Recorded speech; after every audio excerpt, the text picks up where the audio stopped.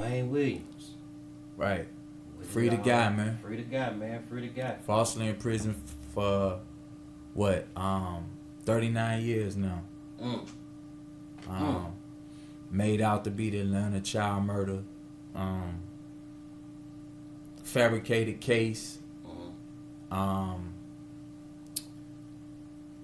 There's a lot of things that I'm gonna explain over time, right? But just for the listening audience and for people to understand how political this case was, if everybody saw the HBO documentary, all right. So give y'all some of my history with HBO. I got involved with the Dewayne Williams Freedom Project in 2013. You was there. Yeah. You was right. You was around, so you know everything I'm saying is solid, right? Our big homie who introduced me and you I was in the studio recording a song at the mic when Wayne called me. Okay. Right? I stopped recording and talked to Wayne. I still got the recording on one of my old studio computers. You know what I'm saying? So, you know, I stopped everything in the studio doing music because that's how much of a big deal the case is as far as the imprint that it had on my life. Okay. Because even though I wasn't in the city at the time that all of the murders was taking place, I would come visit family. Okay. Right? And it's like, don't go too far from that door. You know what I'm saying? And it was embedded in all of our minds. Like bro said, he lived in Chicago. And people were saying, that's how big of a deal it was. You know? So, I got involved in 2013. So, boom. I started picking up steam, started exposing the truth about different things and everything else, speaking out for Wayne through social media. Boom, 2015, we get contacted by a cat named Matt Duff, right? Okay. Matt Duff is a producer that is working in LA at the time and is working under a company. I can't say the company's names and everything right for right now because it's a pending lawsuit and everything that's connected to this. Okay. Right? So December 2014, January 2015 is when I first started talking to Matt. Okay. And he wrote Wayne, and Wayne told him, "This is my guy on the outside who doing whoop-de-whoop-de-whoop. Get with him." Okay. Right? And if you remember, I was supposed to be doing the documentary. Yeah. Right? So the contingency and the paperwork that Wayne and I had, it kind of handcuffed me because I couldn't get the necessary cooperation from the people who he wanted included in the documentary for obvious reasons. You know, people are either scared or people are gatekeepers. You know, but that's neither here nor there. 2015, me and this dude started talking. We started putting everything together. Boom, I gave him footage of interviews that I had with family members, so on and so forth. He started shopping the deal.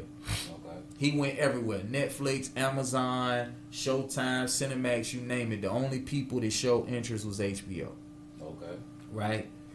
We were very optimistic at the time because HBO had set a precedence as being a company that did a network that did documentaries. They actually did the documentary Paradise Lost about these murders that took place in West Memphis, Arkansas, in which these kids got wrongfully accused and they ended up being exonerated and released for it. In West Memphis? West Memphis, Arkansas. Yeah. Remember the year? This was in the 90s, I think. You know, I stayed in Memphis for a while. Yeah, West Memphis, Arkansas. I can't remember the name of the actual murders, but one of the kids was supposedly a Satanist, and because he was a weird type of kid, just like Wayne Williams, they criminalized him and they created a case against him and his homies. Gotcha. You see what I'm saying? But never had no real evidence against him. Gotcha. Same with the Wayne Williams case.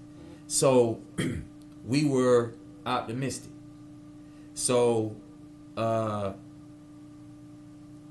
we had a meeting, and they told us at the time they passed, but they liked the idea. That was in 2015, fam. Gotcha. So boom, about, I want to say 9 months later, he gets a call back. They want to have another meeting, right? So boom, he gets a developmental budget to go to Atlanta and start putting together pre-production process for a potential documentary series, right? In the midst of all of this, I get introduced to John Legend's developmental director, a lady named Kelly Buchanan, I think is her name, right? But she was director of development for John Legend's company, Get Lifted. I was supposed to have a 30-minute conversation with her. I was on the phone for almost 2 hours when I started breaking all this stuff down, bro. Gotcha. You hear me? So, with the meetings that they had with HBO, they was like, we're going to need a celebrity to get behind this, to have a name. So, boom, John Legend. Boom. I had to sit down with Kelly. Boom. The next thing you know, Kelly and Matt is in Atlanta.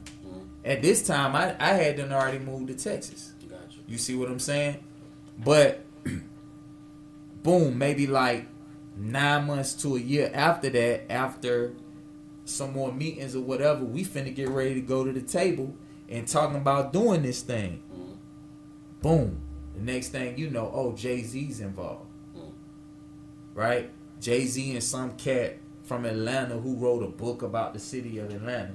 They start giving us the runaround, and they start telling us basically like they want to do something about the history of the city of Atlanta versus the Atlanta child murder, and it was all this runaround because they didn't want to include me in the process, right?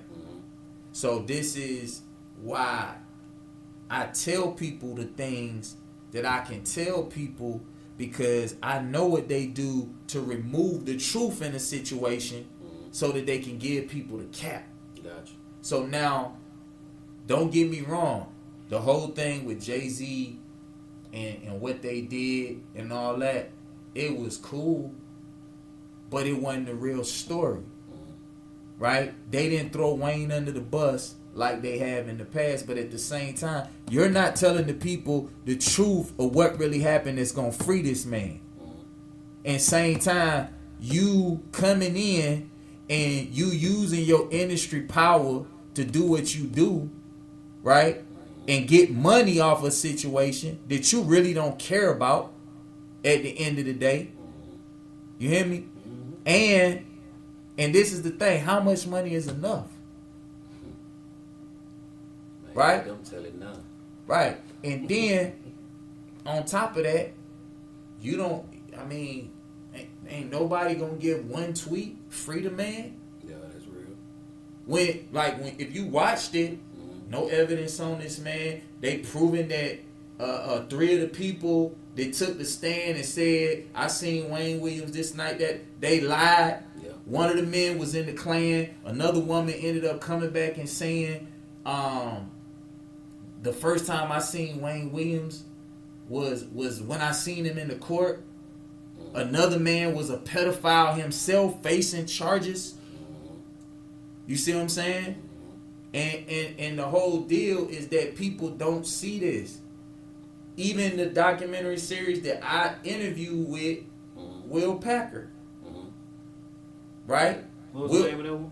It was called, it was on Information Discovery Channel, right? Gotcha, okay. They took my interview. I gave these folk almost 3 hours interview. They took my interview and made it a 30-minute segment, and they showed my interview separate of the actual 3-part documentary. And everybody who's seen my interview that know about the case, they say, wow, I see why they kept your interview out, brother. They interviewed me. Kelly wanted to talk to me because they wanted to see who know what. You think I'm gonna tell you everything? Hell no. Just like when I'm on the book, bro, and I'm breaking shit down, you think I'm gonna tell you everything? Hell no. When people say, Dewayne, what's the solution? You think I'm gonna say that on Facebook?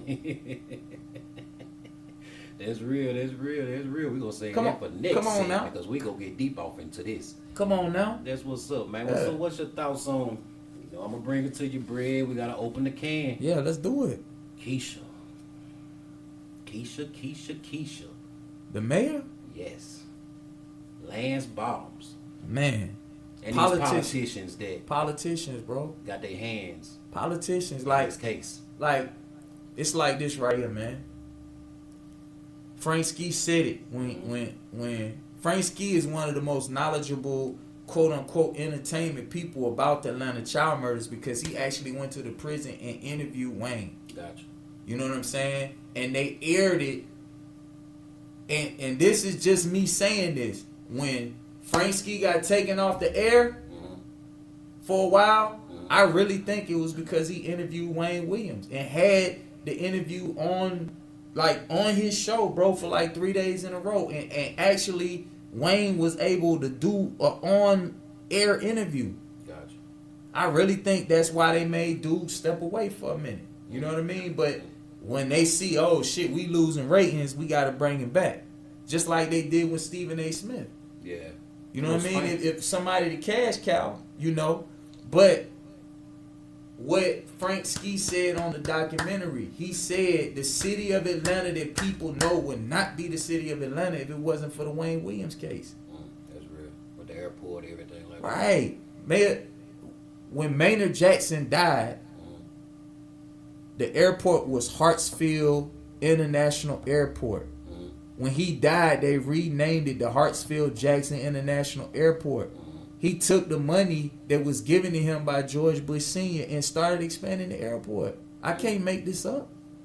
You see what I'm saying? So when we look at the city that we live in, bro, like, and this is what bothered me with our people. When we look at the city that we live in, they don't even have an inkling of a clue of an idea how big of a sacrificial lamb Wayne Williams really is, and how much this city benefited from him going to prison. Real. We talking about the busiest airport in the world now. Yep, definitely that.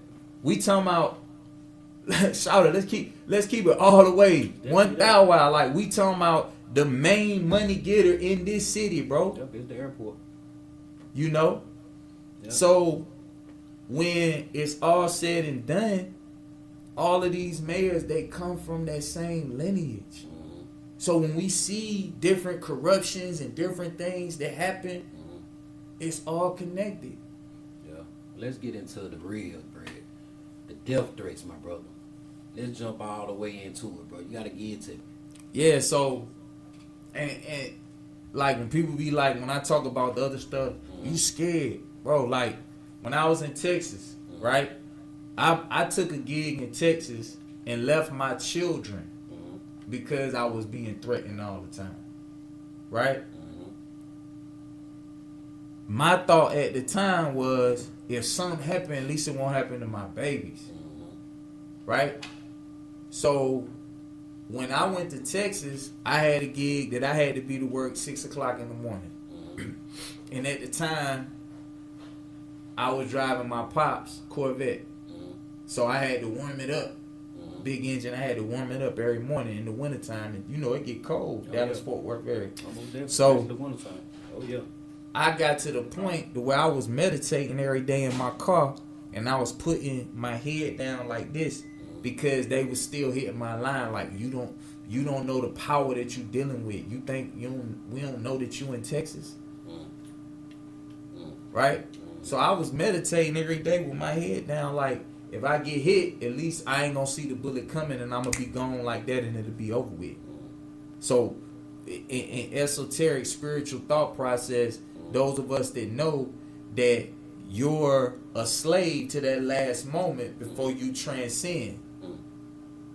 You know, so when they show you films like The Sixth Sense and everything else, there's these people that have this unfinished business on this realm, right? Mm-hmm. So I didn't want none of that. I just wanted to be out of here. Gotcha. You did? Mm-hmm. So I had already went into a mindset that when I meditate, if this is my last time meditating, I'm cool with it. Mm-hmm. Because, you know, I want to leave here with a pure heart. Regardless of anything, you know. That's real. Bro. And guess what? That's why, like other people, you ain't gonna see your boy doing no interviews with no shades on or none of that. That's real. We gonna get. You know what I'm talking about? We gonna get. I want everybody to be able. The eyes is the the key to the soul, my right. boy. So I'm gonna let people see what I'm about. That's real. That's real. We gonna get into that next, my boy. For sure.